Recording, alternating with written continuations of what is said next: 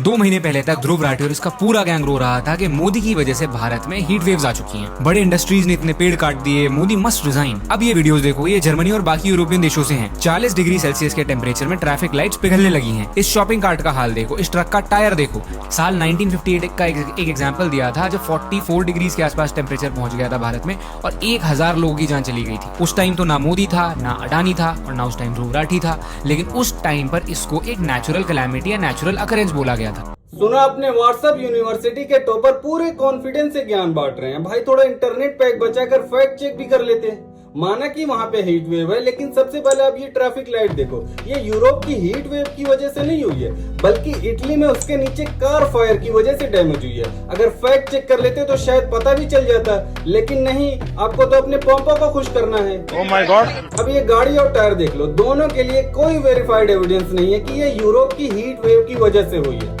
बस viral clip उठाओ, 2-4 बातें बोलो और बस हो गया। इससे व्यूज तो आ जाएंगे, लेकिन क्रेडिबिलिटी नहीं। जनता को आप मूर्ख समझना बंद कर दीजिए। अब आते हैं इनके ब्रह्मास्त्र पॉइंट पे। 1958 माना कि 1958 में एक्सट्रीम हीट आई थी, इसमें कोई डिबेट ही नहीं है। लेकिन एक बार पहले हीट वेव आ चुकी है, इससे ये प्रूव नहीं होता है कि आज क्लाइमेट चेंज का कोई रोल ही नहीं है। साइंटिस्ट सालों से बता रहे हैं कि global warming, extreme heat events की फ्रीक्वेंसी और इंटेंसिटी दोनों बढ़ रही है। मतलब आपका लॉजिक तो ऐसा है कि किसी दूसरे देश में अगर बुरा हो रहा हो तो अपने देश में पेड़ काटे जाने पर सवाल ही ना उठाओ।